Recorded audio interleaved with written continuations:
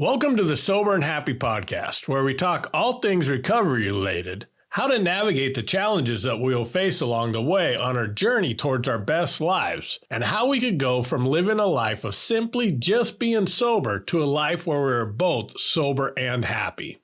One of the more common questions I see on various recovery forums is, can I get sober without AA? Having spent several years in the beginning of my sobriety in AA and watching the majority of people that come through the doors not stay sober, I have to wonder if we're asking the right question. If you were shopping for a car and the dealership down the road, let's call it Bill's Auto, were selling cars that broke down within the first year 90 to 95% of the time, would you ask yourself, can I get a reliable car if I stop buying from Bill's Auto? Of course not. You would look for other places to buy a car. So why, with AA's low success rate, are we still setting it as the standard in the recovery world? I have spent many years struggling in AA, many more years researching some of the reasons why so many other people struggle in AA, and have experienced massive growth since leaving and applying different methods to my recovery, and that is what we're going to talk about today.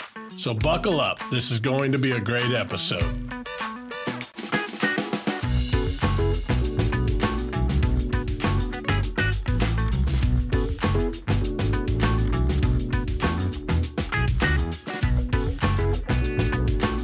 Why is it that we ask if AA is the only solution, when if you look at the numbers, we should actually be asking if it is a solution at all? I want to pause here and say, if you're going to Alcoholics Anonymous and it is working for you, I'm not trying to talk you into leaving AA. Keep doing what works for you. However, if you have tried various 12-step programs and have not been able to stay sober, or you're sober but are not living a life that makes you happy with being sober, I want to let you know that it may not be that you are doing anything wrong. It may simply be that AA is not the right solution for you.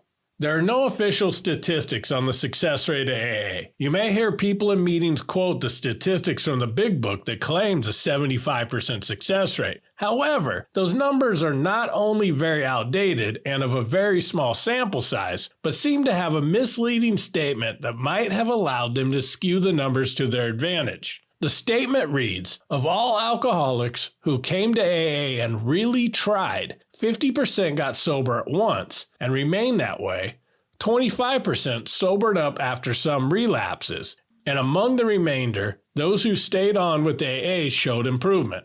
In much of the literature around Bill Wilson, you will learn that he loved to brag and also tended to exaggerate a little. If we looked at the first sentence, it states, of alcoholics who came to AA and really tried, which means they broke the people that came into AA into two categories when considering the success rate. People that really tried and those that didn't. I could see them doing the tallies in a business meeting. What about John? He keeps relapsing.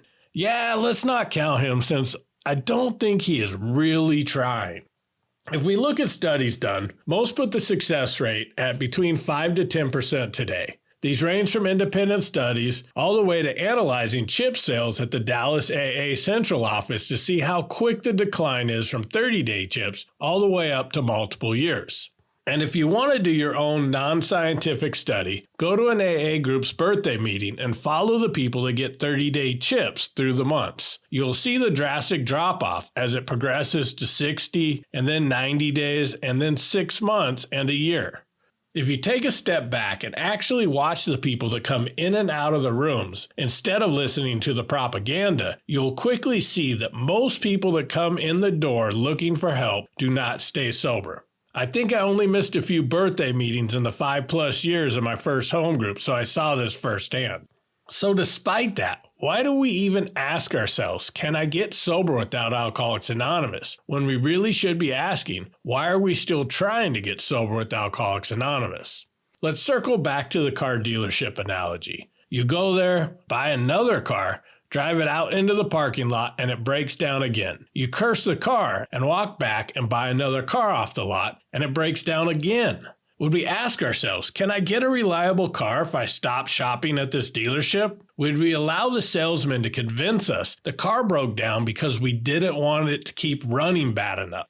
Of course not. But why do people still flock to 12-step recovery meetings convinced that it is their only chance of recovery? I personally went to AA because that is what I was told to do in creating a plan after graduating from rehab. I was told that if I didn't go to meetings, I would likely relapse, and I desperately wanted to stay sober, so I followed their advice. Don't get me wrong. There's a lot of things I loved about Alcoholics Anonymous. It gave me the structure I craved. I loved the support. I enjoyed hearing stories of inspiration, and I found that generally I felt better after leaving a meeting than I did before I came into one. But there were also things that I struggled with that I have since found were legitimate concerns. The first is, with the general idea that we are completely powerless, addiction is a chronic diagnosis that is battled one day at a time and must be treated constantly with the various parts of the program. When I left rehab, I was absolutely terrified to drink again. In the final months of my drinking, my suicidal thoughts that had been lingering for years had turned into actively planning my suicide. I knew if I relapsed, the chances were very high that I would follow through on those plans.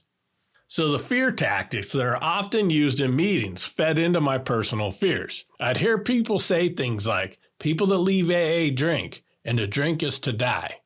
Fear and pain is a great motivator. In fact, it is the primary motivator for most people to get sober. However, we cannot stay motivated by fear alone. The other motivator is pleasure, and we must begin to find pleasure in our lives and enjoy that without fear to propel us to a place beyond our past lives of addiction.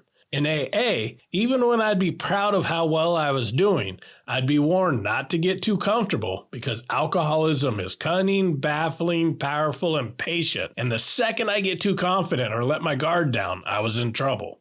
When we remind people constantly of the dangers lurking around every corner, we're creating an environment that is always triggering the fight or flight instinct, which creates a constant state of anxiety. That is why so many people simply give up, because the fight to stay sober seems like it is too much.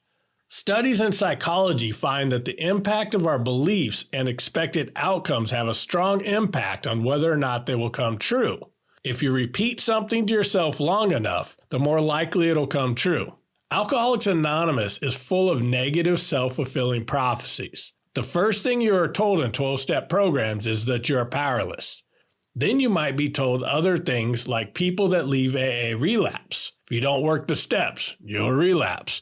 If you slip up, you'll relapse. It is not safe to be around alcohol. If you go to an event that serves alcohol without a foolproof plan and a large support group, you're at risk to drink. Essentially, you are told that the world is full of danger, and if you don't constantly focus on avoiding that danger and commit to a life dedicated to being hyper-vigilant on that danger, that relapse is certain. No wonder so many people attending meetings are full of anxiety and eventually relapse. They are told they would, eventually believed it, and fulfilled the prophecy that was set for them. This was my case. My anxiety actually got to the point where it was worse than it was when I was drinking. I thought I always had to be on alert and not let my guard down so my alcoholism wouldn't sneak back and pounce on me at even the slightest moment of weakness. The world seems dangerous, so my world kept shrinking as I attempted to remain safe. It got so bad I was diagnosed with borderline agoraphobia, which is the irrational fear of leaving your home. I was eventually put on medication for this. The more I struggled, the more I was told I needed to dedicate my life to the program more. It works if you work it, I was told, so I worked it even harder. This needs to come first is what people told me. The idea that recovery needs to come first is not a new one, and not one that I disagree with. Anything that puts your sobriety at risk should be looked at very closely and should be things that you consider eliminating in your life. If every time you hang out with your old friends you relapse, then you should probably prioritize staying sober over catching up with your old drinking buddies. However, I don't think that AA should come first, which is what people were telling me when they said, this needs to come first. I talk a lot on this podcast about the importance of finding your why for getting sober and for long-term recovery and a happy life. That should be one of your primary focuses on your recovery. There was a lot of things I wanted in my new life. I wanted to be a better son. I wanted to be the friend that my friends that stood by me through my struggles deserved. I wanted to realize my potential in my career. I wanted to find someone I could grow old with, which I'm still looking for. I wanted to explore business ideas that always took a backseat to my drinking. When I talked about these big ambitions, they were often shot down. Don't make any big decisions in the first year. Don't date in the first year. You shouldn't take that promotion because you'll be working more and have less time for meetings. There were times that I was even told that I should skip things like a friend's birthday party because it conflicted with the night that I had a service commitment to make coffee, even though I had someone lined up to fill in for me. I did everything I was told. I went to a minimum of 4 meetings a week for over 5 years. I sponsored every guy that asked me to. I held multiple service commitments in my group and at the district level. I worked the steps multiple times, hoping each time I'd finally get it and stop struggling because I was told it would work if I worked it. I spoke at every meeting and conference I was asked to speak at. I went to book studies and even held book studies at my house. I worked the hell out of AA, but the harder I worked it, the worse I got. I stayed sober, but I was far from happy, joyous, and free.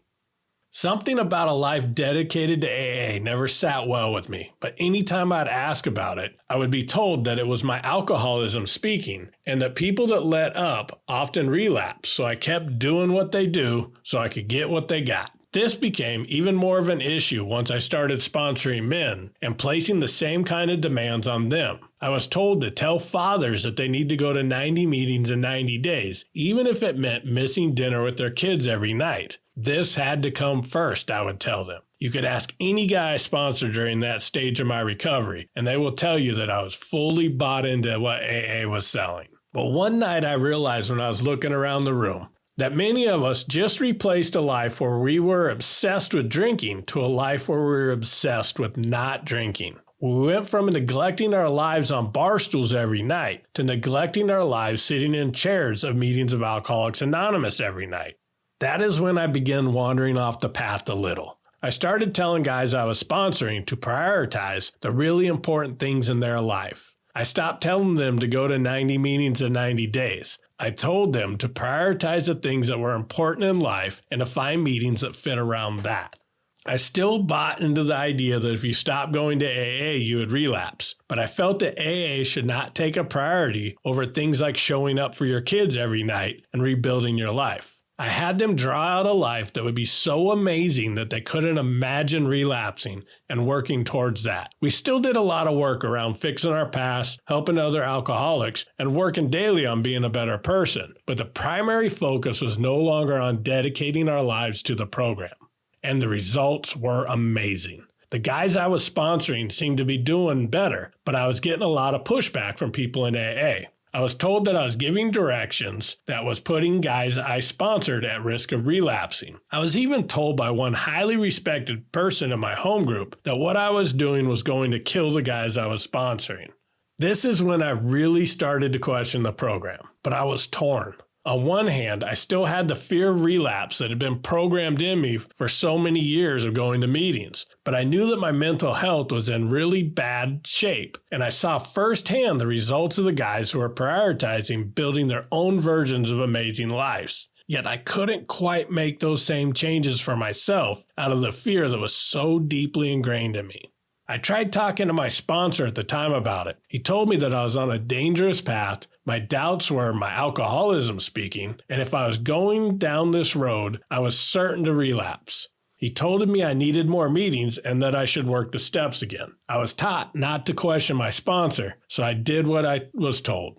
First, I'd like to say that I had amazing sponsors in my time in AA. These men supported and loved me through the biggest challenges of my life. However, I received a lot of good-hearted, well-meaning advice that simply was not good from very good people whose intentions were very good. That is the problem with sponsorship in AA. Most sponsors are not qualified to deal with the psychological aspects of addiction. As much as they wanted to help me, they are not qualified to help me through many of the things I needed to face if I was going to stay sober. According to studies done by the Substance Abuse and Mental Health Services Administration, 75% of people who have substance abuse issues also report histories of abuse and trauma.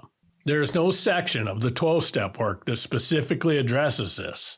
There are instructions for dealing with resentments, but that section specifically instructs you to find your part in it. I was instructed by a sponsor that I'd not get over my resentments around some of my childhood trauma I experienced unless I was to find my part in it. How do you find your part in something that happened to you when you were a kid?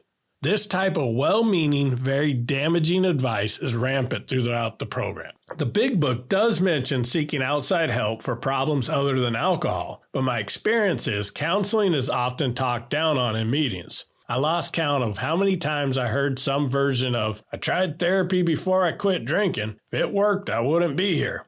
The advice to keep trying something that was not working, no matter how hard I tried, was some of the well-meaning, bad advice I received from a sponsor. I'm not criticizing him. He is just telling me what he was taught. However, a lot of what is taught in meetings is things that have been passed from sponsor to sponsor without ever questioning whether what we are teaching is actually harmful advice. We're taught in AA not to question things. "Take the cotton out of your ears and put it in your mouth" is a phrase often used throughout meetings. Despite my growing doubts, I did what I was taught and I listened to my sponsor. I went to more meetings and I worked the steps again. I prayed to try to get connected to a higher power I had yet to discover. I kept speaking at meetings, talking up a program that I believed in less and less each day, and I kept getting sicker. Eventually, my life brought me back to Phoenix, and I seeked out a guy I knew that lived in Phoenix that I had seen speak in Sacramento one time. There was something about this man that I felt drawn to. I felt that if there was any sponsor that would connect me to what I needed in recovery, he would be the person. I was right. However, I had no idea the path he would send me down. This man had been sober since Bill Wilson was still alive. Most old-timers I had met were grumpy old people that did not seem happy with their lives, but would still say in meetings, "If you want what I have, you have to do what I do." He was different. He was full of joy. He truly had what I wanted, so I followed him around Phoenix and did what he did.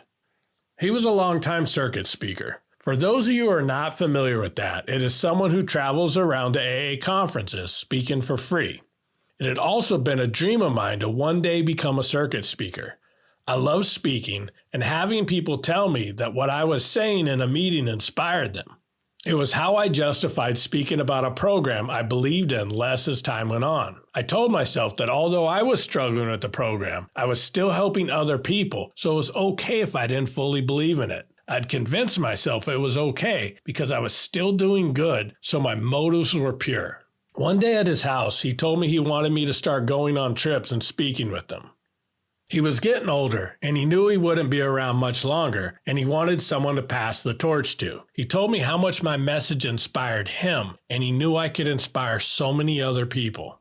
I can't tell you how much this invitation meant to me, not only because it was something I had dreamed about doing since I was inspired by seeing someone speak at my first AA conference, but also because the man that I looked up to so much and inspired me thought I could inspire others. I was filled with gratitude, joy, and excitement. And then that pit in my stomach that I had been feeling for so long surfaced as I realized I'd be living a lie on even a bigger stage. I decided to be honest with him. As I began to confide in him about my longtime struggles with the program and the principles that it taught, he grabbed his big book and started flipping through it. I knew what was coming.